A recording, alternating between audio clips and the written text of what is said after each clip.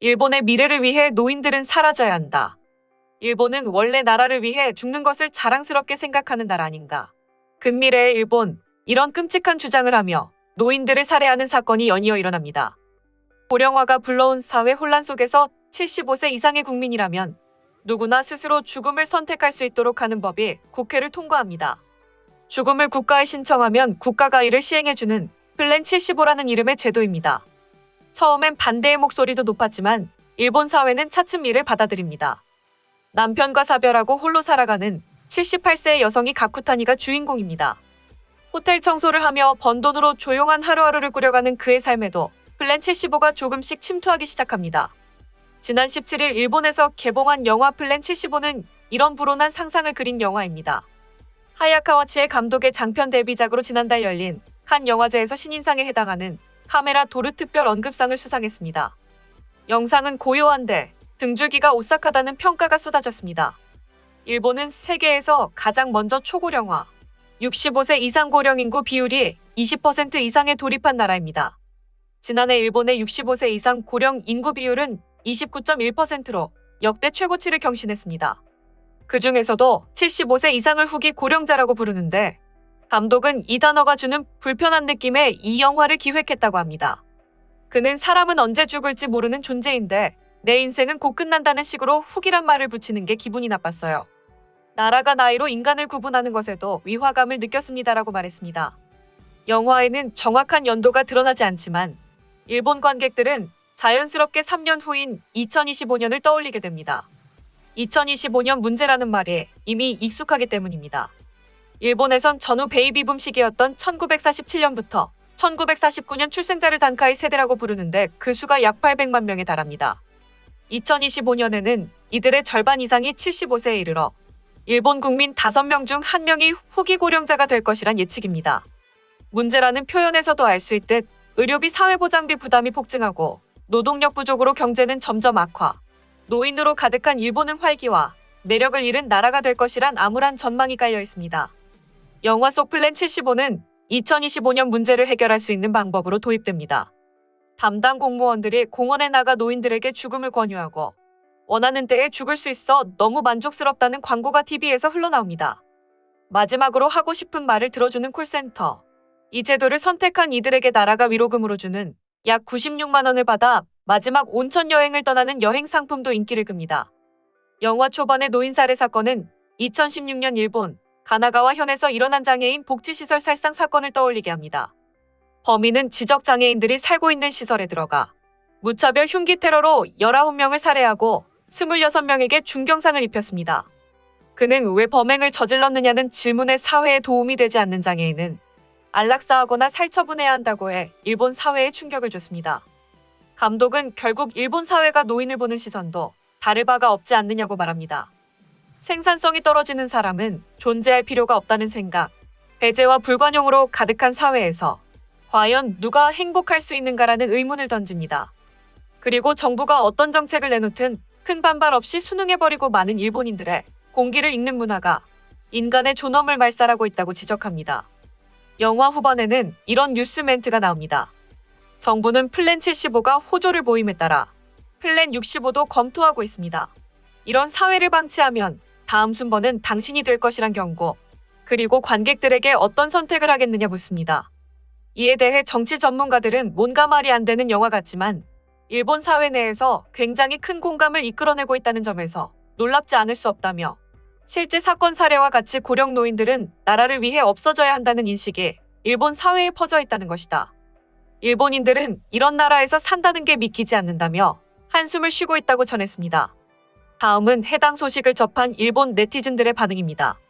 지금 60대 초반 세대입니다만 65세가 넘고 현역으로 일하는 것은 솔직히 무리입니다. 특히 고령자는 정규직이 아니라 기업적으로는 아르바이트 수준의 입장이기 때문에 육체노동 중심의 일밖에 취업 기회가 거의 없고 작업 부하를 감당할 수 있는 것은 고작 70세 정도까지죠. 노화된 몸에 무리가 가게 되면 질병이 발생할 확률도 늘어나 반대로 치료비 등의 비용도 장래 생활비를 압박할 것입니다. 기본적으로 자산 형성은 현역 세대에서 계획적으로 하는 것으로 집을 짓거나 자녀 교육도 끝난 상태가 아니라면 늦습니다. 집도 30년이 지나면 노후가 발생하고 아이들은 자기 가정에 신경 써야 하지 않을까 생각하고 있을 때일 겁니다. 생활비 이외의 주거, 교육, 노후 목돈이 필요한 갑작스러운 상황에 대해 최소 30대 초반부터 준비해서 65세 정년 후에 늦지 않게 생활 설계를 해야 한다고 생각합니다. 현재 고령자입니다. 현재 남아있는 자산은 퇴직금과 개인 연금분 정도랄까요. 교육비와 주택담보대출 상환으로 현역 시절 저축은 모두 사라졌습니다. 중요한 노후 자금이지만 현재 집 보수 비용이 많이 들어 앞으로의 일을 다시 냉정하게 생각했습니다. 자신이나 아내의 건강, 수리한 집을 매각한 경우, 자신이나 아내가 요양시설에 입주한 경우 등 말입니다. 우리는 집 보수는 필요한 부분에만 맞춰 최소한으로 하기로 했어요. 재차 노후를 둘러싼 리스크의 크기를 느끼고 있습니다. 투자는 경험도 없고 무엇보다 본인이 앞으로 얼마나 살지도 모릅니다.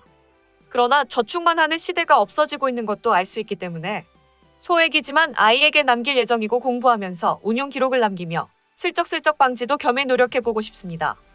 일본 기업의 80%가 채용하고 있는 60세 정년제, 연령에 도달하면 퇴직이라는 이름의 계약 해지, 고용을 원하면 재고용이라는 이름의 연봉 반감 계약, 부부들이 먹고 사는 22만 엔 거리가 먼 급여 가운데 40년 납부 의무를 다했음에도 국민연금의 만액 수급은 65세부터다. 박봉중에서 후생연금을 납부하는 측의 입장. 매달 현역 시절의 예적금을 허물고 살아가는 것이 평균적 재고용자의 생활. 앞으로의 세대를 위해서도 연금, 정년, 재고용을 세트로 생각하는 제도 개정이 시급하다고 생각한다. 저축과 연금 데이터이지만 주택담보대출 등의 부채가 없기 때문에 데이터로는 충분하지 않습니다. 금융자산을 갖고 있으면서도 주택담보대출을 완제하지 않은 가구는 굉장히 많습니다. 또 상속세 분납으로 토지의 저당권이 설정된 자산가도 많습니다. 이런 사회에서 살고 있다는 게 슬프다. 노인을 너무 미워하지 마세요. 한적한 주택가에 살고 밖에서는 제법 좋아 보이는 가정에서도 금융자산이 있으면서도 목돈 부채를 안고 있는 가구는 많습니다.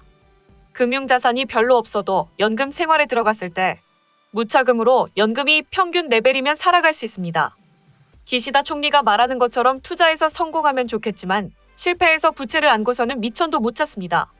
뭐가 있을지 모르는 시대, 정보의 첨단을 달릴 수 없는 시민이 실패할 위험에 떨며 생활하는 것은 스트레스 그 자체가 아닐까. 투자는 장기 보유를 전제로 생각하지 않으면 큰일 납니다. 주식이 떨어져 원금을 크게 밑돌더라도 견딜 수 있는 잉여자금으로 투자를 합시다. 몇 년, 몇십 년 지나면 결과적으로 주가는 오르고 있다고 생각합니다. 무엇보다 도산하여 휴지가 될 위험도 있습니다. 연령대가 이러쿵저러쿵 투자한 돈을 써야 할 때까지 얼마나 시간이 있느냐에 따라 리스크는 달라질 것이라고 생각한다. 최소한 10년 정도는 돼야죠. 10년은 쓸 계획이 없는 자금이 있다면 저 위험한 것에 적립투자해 자금의 수명을 늘리는 것은 개미라고 생각한다. 결국 자기 수명과의 싸움이니까. 대기업의 대학 신규 졸업부터 정년까지 40년 가까이 한 번도 이직하지 않고 근무할 수 있었던 사람은 윤택한 퇴직금을 타고 더구나 연금도 어느 정도 받을 수 있어 저 금액도 많다. 하지만 직장을 옮겨야 60대에 도달할 수 있었던 사람들은 퇴직금이 거의 없고 연금도 낮아지기 십상이어서 힘든 노후가 되고 만다. 이른 단계부터 따로 저축을 시작해 두지 않으면 노후에는 도저히 살아갈 수 없다.